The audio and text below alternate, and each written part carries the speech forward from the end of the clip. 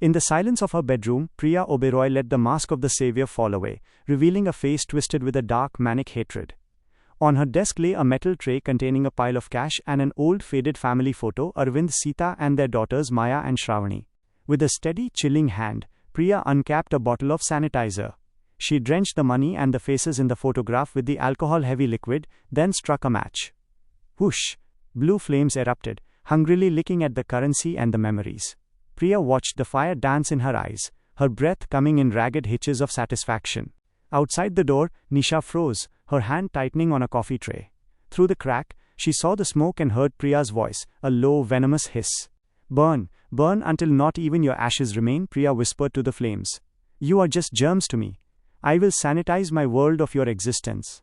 Before Nisha could react, Priya doused the small fire with a damp cloth. With the clinical efficiency of a killer, she swept the charred money and the blackened remnants of the photo into a dustbin.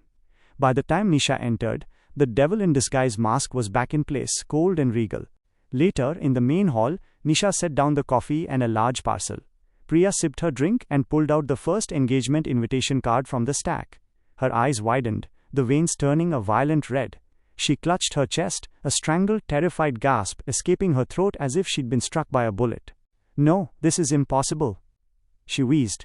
On the card, in elegant gold script, the name stared back at her, the engagement of Akshodaya and Shravani Desai.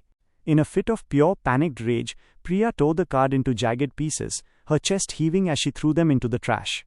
On the staircase, Suraj watched through the banisters, his eyes narrowing. He had seen the smoke earlier, and now he watched his sister unravel over a simple piece of paper.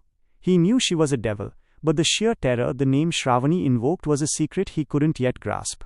Priya frantically dug through the rest of the stack. To her immense relief, every other card correctly read Shanaya. She let out a long, shaky sigh, though her hands continued to vibrate with a fear she couldn't suppress. In the kitchen, Nisha slipped away to make the call. Dai, our plan worked, she whispered into the phone. I saw her face. She looked absolutely terrified. She burned something in her room, and then nearly collapsed when she saw the card. Maya sat in her car, the city lights reflecting in her dark, victorious smile. Good, she replied, her voice a calm, lethal melody. Let her be scared. Fear is the first step toward the collapse of her palace.